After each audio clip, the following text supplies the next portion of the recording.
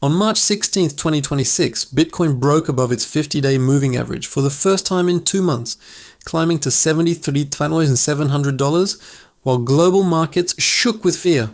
2 months of silence, then one morning, trading screens across Wall Street lit up as Bitcoin surged more than 3% in a single day, and traders leaned forward in their chairs. Welcome to the secret treasury, where money, influence, and history intersect. Subscribe to trace the flow of power behind the headlines. To understand what this breakout means, you have to go back to October 2025, when Bitcoin was sitting at the top of the world at $126,000 per coin. Crowds of investors watched ticker screens in trading offices from New York City to Tokyo as Bitcoin reached its highest price ever recorded in history. The celebrations did not last long. Within days, sell orders began flooding into major cryptocurrency exchanges like Coinbase and Binance around the world. Bitcoin fell from $126,000 and kept falling. By November 2025, the price had dropped 28%. And erased roughly $600 billion in total market value. Traders sat stunned in front of glowing monitors as liquidation notices stacked up across derivatives markets and billions of dollars vanished from open positions. What happened in October 2025 was not a simple bad day. It was a rapid unraveling of months of borrowed money and risky bets stacked on top of each other. Analysts at firms from London to Singapore pointed to one cause above all others. Too many investors had borrowed heavily to buy more Bitcoin than they could afford to hold. When prices started falling, lenders on exchanges began automatically closing those borrowed positions. Forced selling triggered more selling, like dominoes falling across a long table. Research firm Quantum Economics described the October crash as a liquidity event triggered by crowded positioning, not a sign that Bitcoin was fundamentally broken or finished, but the damage was already visible. Bitcoin spent the rest of 2025 trapped between $83,000 and $96,000, stuck in a narrow band while the broader market moved on. Meanwhile, the United States stock market told a completely different story. The S&P 500 and the Dow Jones Industrial Average both hit record highs and ended 2025 with double-digit gains. Investors watching television screens and financial news channels saw gold finish 2025 more than 60% higher. Bitcoin ended the year down 6%, a jarring contrast for many believers. By December 2025, Bitcoin was trading near $87,000 to $88,000, sitting roughly 30% below its October peak. The bear market label was now officially applied. Analysts at investing.com wrote in reports distributed to clients that Bitcoin was structurally stronger but tactically bruised as the calendar turned to January 2026. The new year brought no quick relief. January 2026 saw Bitcoin drop another 10%. Offices handling digital asset portfolios in financial districts grew noticeably quieter. February arrived and made things worse. Bitcoin fell nearly 15% that month alone. 5 consecutive months of losses were now on the record books for the first time in years. Screens at trading desks showed Bitcoin briefly touching $59,000 in February 2026, its lowest price since before the Great Rally that had taken it above $100,000. Crypto.com reported that over 60% of users on prediction market platform Polymarket expected Bitcoin to fall below $50,000 at some point during 2026. Standard Chartered Bank, one of the most prominent financial institutions in the world, publicly cut its Bitcoin forecast and warned clients that the bear market was not finished. Fear was now the dominant emotion on trading floors and in online forums, where Bitcoin holders gathered to track prices on real-time charts and exchange opinions about what came next. The Fear and Greed Index, a widely watched sentiment tool in crypto markets, showed extreme fear readings for 3 consecutive weeks, a level not seen in years of data collection. Long-term Bitcoin holders, defined as wallets that had owned coins for 365 days or more, had been slowly selling. Their selling had been steady and quiet, not panicked, but consistent. On-chain data, which tracks real transactions recorded on the Bitcoin blockchain, showed these experienced holders reducing their positions through the final months of 2025 and into early 2026. According to research published by Being Crypto, wallets holding between 100 and 1,000 Bitcoin, a group often called dolphins, showed their sharpest decline in holdings in years. The same pattern had appeared in late 2021 and early 2022, just before Bitcoin entered its deepest correction of that cycle, when prices fell from $69,000 down towards $16,000. Bitcoin miners, the companies running massive warehouses of computing hardware to process blockchain transactions, were also under severe pressure throughout early 2026. Mining operations in places like Texas and Kazakhstan saw their revenue collapse as Bitcoin prices fell. Some smaller mining companies began shutting down rows of machines to cut costs. Miner capitulation data showed peak selling pressure around February 8, 2026, when net selling from miners hit its highest reading since the 2022 bear market, according to on-chain analytics. Yet underneath all the pain, something quiet was beginning to shift. Long-term holder selling started to slow down sharply. The pace of coins leaving old wallets was dropping fast. Data published in early March 2026 showed that the 30-day rolling net position change for long-term holders had fallen from negative 243,737 Bitcoin to just negative 31,9967 Bitcoin. That 87% reduction in selling pressure from the most experienced and patient group of Bitcoin holders was a signal that analysts at CoinDCX and Being Crypto highlighted prominently. At the same time, miner selling had dropped from its February peak of 4,018 Bitcoin per day down to just 837 Bitcoin per day. The storm inside the mining industry was beginning to calm. Bybit chief market analyst Han Tan told media outlets that Bitcoin miners were not capitulating. He described their behavior instead as a strategic diversification of their operations. Meanwhile, whale wallets, defined as addresses holding more than 1,000 Bitcoin on exchanges like Binance and Coinbase, began showing signs of renewed accumulation activity in the data. On-chain analysts pointed to large buy orders being quietly absorbed below $70,000, suggesting that well-funded buyers were stepping into the market while retail investors sat fearful. The 20-day simple moving average sat at $67,100 in early March 2026. This is a line drawn across a price chart, showing the average closing price over the previous 20 trading days. Analysts noted that the last time Bitcoin had convincingly crossed above its 20-day moving average on January 1st, 2026, it had surged more than 12% within days before sellers took over. Bitcoin had also broken above the 50-day moving average briefly in January, triggering an 8% rally before the bears regained control and pushed prices back down through the support line. Every attempt to recover had been met with selling pressure. Bitcoin would rise, traders would grow hopeful, and then large sell orders would appear and knock the price back down again. This pattern of failed recoveries had worn down the confidence of many short-term traders who had been watching charts on screens in home offices and professional trading firms alike. Then came March 16th, 2026. Overnight price action began showing something different. Buy orders were arriving in larger size and prices were holding gains instead of immediately reversing. By the time financial centers in London and New York opened their trading sessions, Bitcoin had crossed above $71,125, the exact level of the 50-day moving average on that date. The price kept moving. It crossed $72,000, then $73,000.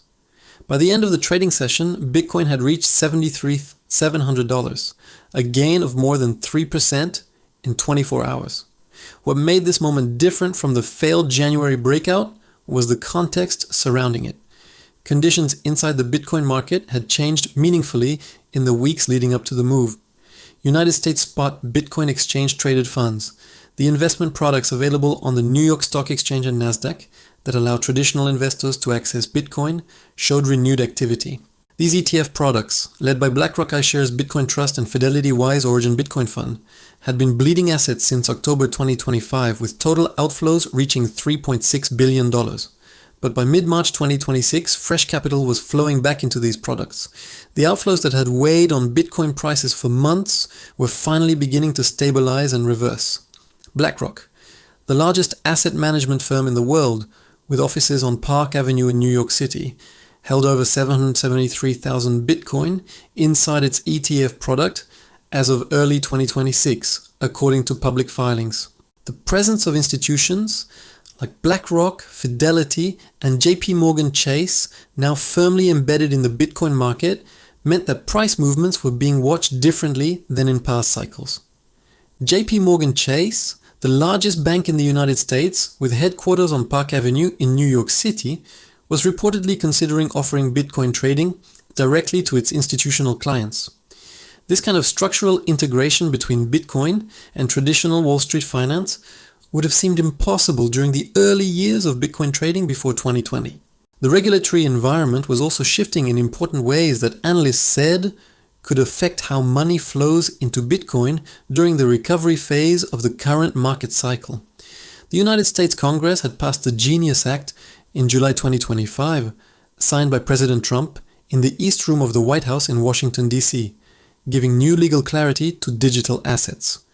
A second major law, called the Clarity Act, had already passed one chamber of Congress and was expected to be taken up by the other chamber in early 2026, according to reporting by National Public Radio. This legislation would define clearly which government regulator oversees Bitcoin and other digital assets, removing a long-standing legal uncertainty that had kept some institutional money on the sidelines. When large financial institutions like pension funds and insurance companies, holding trillions of dollars, cannot get clear legal answers about an asset, they do not touch it, no matter how attractive it looks. Legal clarity changes that calculation entirely. It moves Bitcoin from a question mark on a compliance checklist to a box that can actually be ticked by fund managers in offices from Chicago to Zurich. Beyond the regulatory tailwind, the macroeconomic backdrop itself was contributing to the conditions that made the March 2026 breakout possible for Bitcoin above its 50-day moving average. The United States dollar had fallen roughly 7 to 9% in 2025 against baskets of major currencies, according to reporting by Investing.com, which tracks global currency and asset markets. The euro had gained about 13% against the dollar. The British pound had risen roughly 7 to 8%. A weakening dollar is historically one of the most consistent catalysts for Bitcoin strength. When the dollar loses purchasing power, investors around the world begin looking for assets with fixed or limited supply that cannot be inflated away by government printing decisions. Bitcoin has a hard limit of 21 million coins written directly into its code. No government, no central bank, no corporate board can change that number. It is mathematically fixed forever. This characteristic was becoming more relevant to institutional money managers sitting in glass office towers in major financial centers as they watched dollar weakness accumulate through 2025 and 2026. The Bitcoin halving event of April 2024 was also beginning to feed into market dynamics in the way that historical patterns had suggested it would, though the timing had been delayed by macro pressure. Every 4 years, the amount of new Bitcoin created and paid to miners as a reward for processing transactions is cut in half. This reduction in new supply is coded into the Bitcoin protocol itself. After the April 2024 halving, the supply of new Bitcoin entering circulation each day dropped from 900 coins to 450 coins. Mining hardware warehouses in Texas and Iceland processed fewer new rewards daily. Historically, each halving had been followed by significant price increases in the 12 to 18 months that followed. The 2020 halving led to prices rising from around $9,000 to nearly $69,000. By March 2026, the market was 11 months past the April 2024 halving. Analysts at Pool Party Nodes and other research outlets noted this placed Bitcoin squarely in the historically powerful supply shock window. The supply shock narrative is simple. When fewer new coins arrive on the market each day, while demand from ETF buyers and institutional allocators remains steady, price pressure tends to build upward. On-chain data firm CryptoQuant published research showing that demand growth, which had been slowing throughout 2025, appeared to be stabilizing in early 2026 as new buyers cautiously entered the market. This was a different picture from the peak of the 2025 bull market, when demand growth had flattened while prices stayed high, a warning sign that distribution was happening before the October crash. Now in early 2026, prices had already corrected deeply. while demand showed early signs of recovering. That sequence is what long-term Bitcoin cycle analysts had watched for across previous cycles. The 200-week moving average, a technical level drawn across weekly price charts that represents the long-term average price going back nearly 4 years, was sitting near $50,000 to $55,000 in early 2026. In previous Bitcoin bear markets, this level had acted as a floor where major buyers consistently stepped in to accumulate coins from sellers who had given up. It had never been permanently broken. The fact that Bitcoin had touched $59,000 in February 2026 and bounced back strongly suggested to some analysts that institutional buyers were defending price levels well above the worst-case scenario. Research published by Mudrex noted that Bitcoin touching $60,000 and recovering indicated aggressive buying from well-funded participants who viewed those price levels as historically significant value. All of these forces slowing long-term holder selling, stabilizing ETF flows, regulatory progress in Washington D.C., dollar weakness, halving cycle dynamics, and institutional buying were converging simultaneously. When multiple independent forces point in the same direction at the same time, market historians note that the result can be a price movement that surprises in both its speed and its magnitude.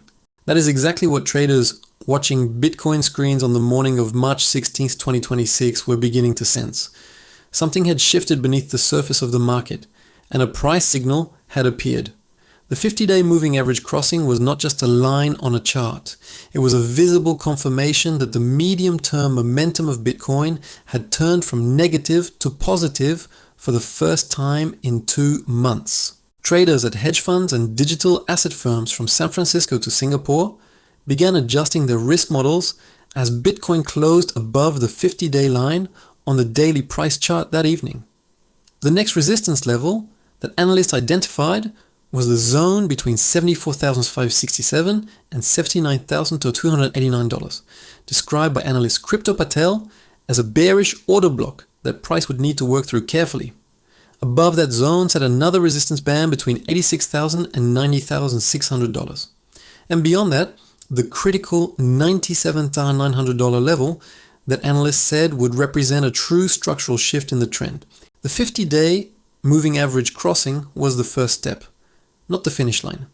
But in a market that had seen nothing but pain since October 2025, even a first step carried enormous psychological weight. Investors who had watched their Bitcoin holdings lose nearly half their value from the October 2025 peak sat at screens around the world looking at the same price chart and feeling something stir. The question now was whether this breakout had the durability that the January 2026 attempt had lacked, or whether sellers would return to the scene and drag prices back below the moving average line. The answer to that question would depend on forces that extended far beyond any single price chart, any single indicator, or any single week of trading. The story was only beginning to unfold. After Bitcoin closed above its 50-day moving average on March 16, 2026, the market did not pause. It kept moving. By March 17th, Bitcoin had closed at $73,926 on charts watched around the world. Then came a test. On March 18th, Bitcoin pulled back slightly to $71,256. Traders at desks in New York City and London gripped their monitors and waited to see if buyers would defend the move. The Federal Reserve held its scheduled meeting on March 18, 2026. Federal Reserve Chair Jerome Powell stood before cameras in Washington D.C. and signaled a cautiously hawkish stance on interest rates. Powell told reporters in the Federal Reserve press conference room that rates would stay steady. Markets had hoped for a softer tone. Bitcoin dipped briefly on screens across major trading platforms worldwide, but something important happened next. Bitcoin did not collapse. It held above $68,000. Buyers who had been waiting on the sidelines stepped back into the market and absorbed the selling pressure. Geopolitical tension in the Middle East had also created fresh uncertainty across global financial markets. Oil prices moved higher. Equity markets in New York City and European capitals turned cautious. In past years, that combination of Fed hawkishness and geopolitical fear would have crushed Bitcoin prices quickly. This time, the reaction was muted. Bitcoin showed resilience that surprised many observers. Analysts at IG Markets wrote in reports distributed to clients that the underlying structural indicators inside the Bitcoin market remained relatively stable despite the short-term price wobble. Long-term holders, those patient wallets that had held coins for over a year, had not begun distributing their coins in large volumes. Exchange deposit data showed no major surge of coins arriving for sale. That absence of panic selling from experienced holders told a different story than the surface-level price movement suggested. The foundations beneath the market were holding in ways the charts alone could not show. By March 19th, Bitcoin was trading near $71,000. The 6-week high of $76,008 reached during an 8-day rally had pulled back, but the market structure had not broken completely apart. VanEck, the major asset management firm with offices across the United States, published its mid-March 2026 Bitcoin analysis and pointed to one particularly striking signal from the options market. The put-to-call open interest ratio had reached 0.77, sitting in the 91st percentile of all readings since mid-2019. Traders in options markets were buying protection against downside at a historic rate. The data from VanEck showed that every previous time the options market had reached this level of fear, Bitcoin had gone on to post an average gain of 13.2% over the following 90 days. In plain terms, the most fearful moments in Bitcoin options history had consistently been followed by significant price recoveries. Fear itself had become one of the most reliable indicators of a coming turn.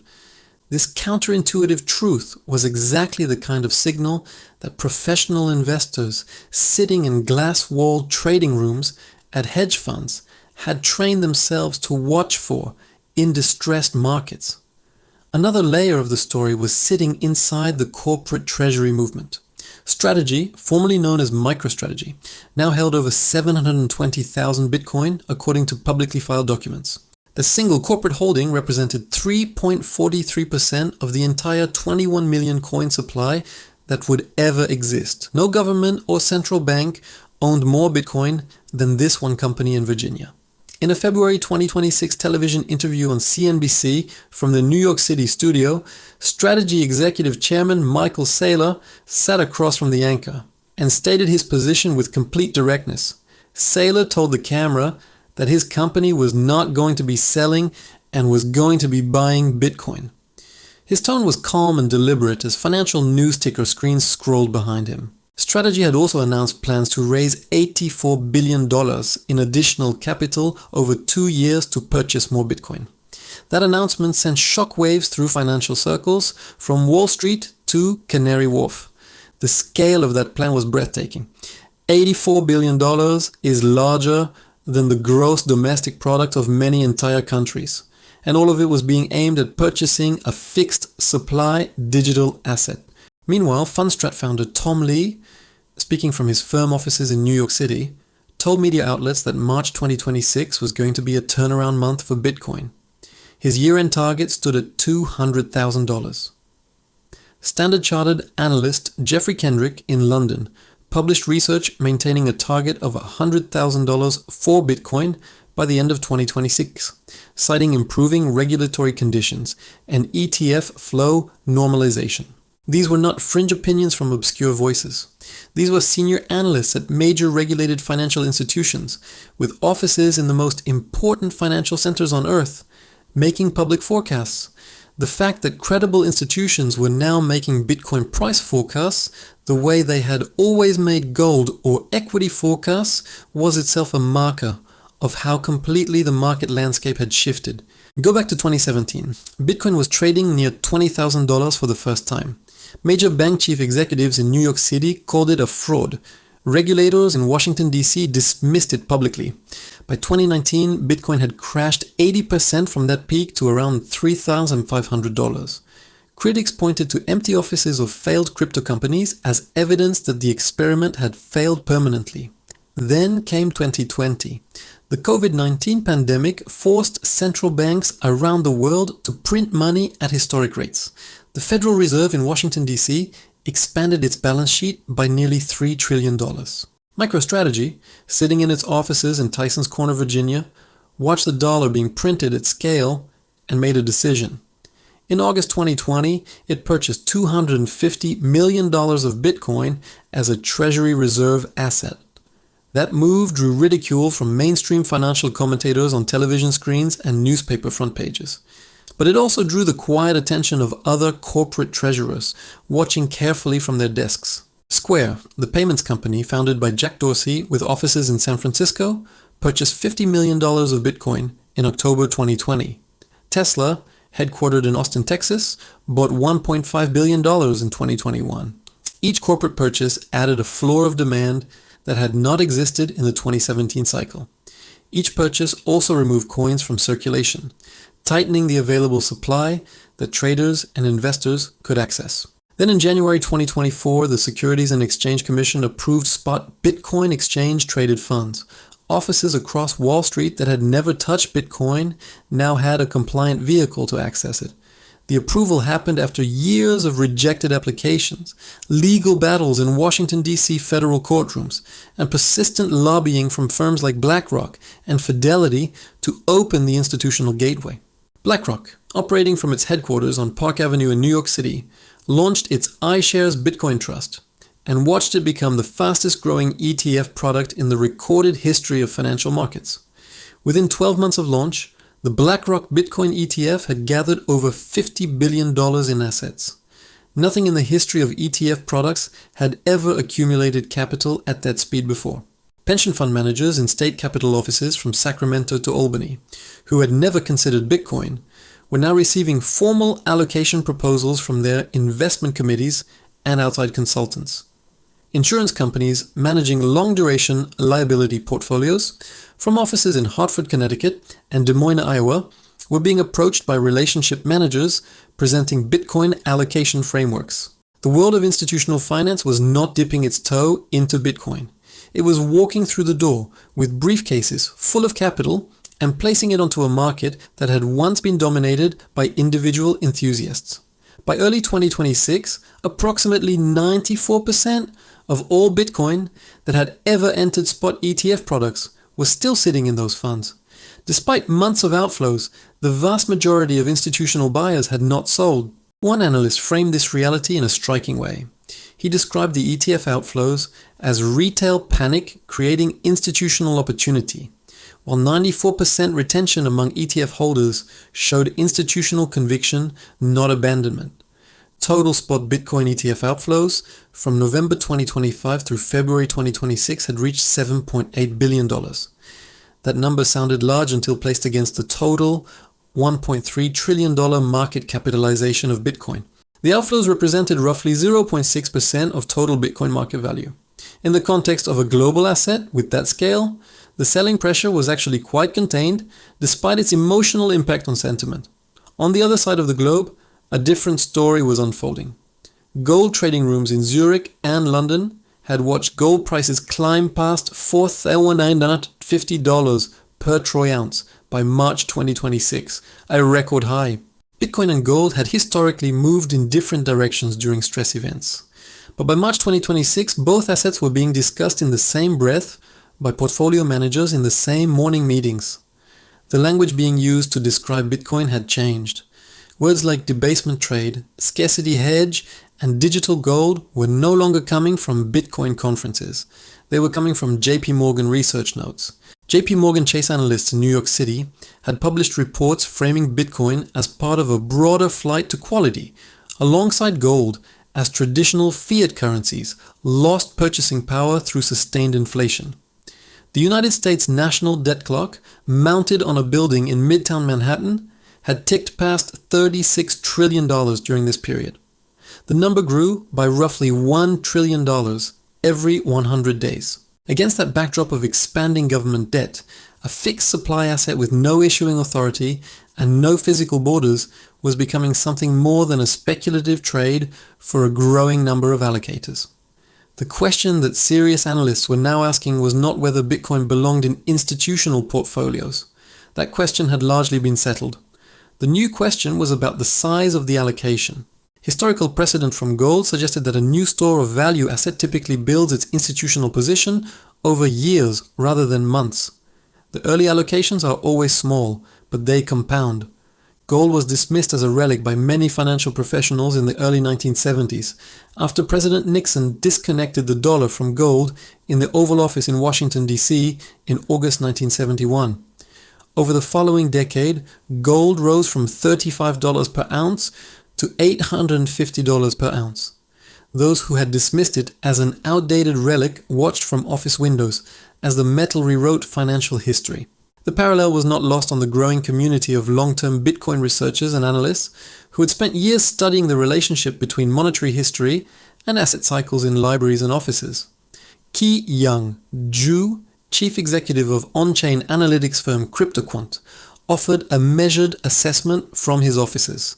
He noted that recovery would require either a deeper price reset or months of sideways movement.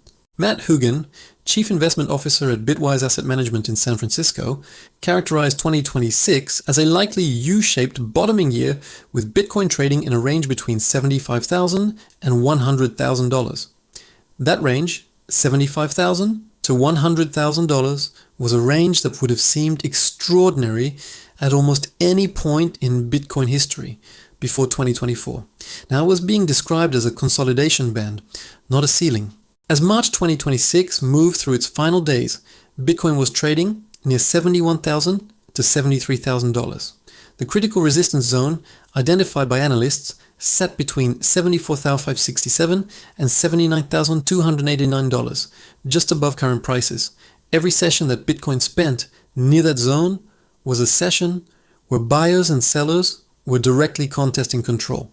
The outcome of that contest would determine whether the breakout from March 16th could hold. Screens in trading rooms from Chicago to Hong Kong showed the same price chart. The 50-day moving average sat as a line beneath the current price. Holding above it was the minimum requirement for the bulls. Above the current zone, the next resistance band sat between $86,000 and $90,600. And beyond that, the level that analysts described as the true line of structural change sat at $97,900. The distance from $73,000 to $97,900 represented roughly a 34% move. In Bitcoin terms, a 34% move had historically happened within weeks during periods of strong institutional inflow.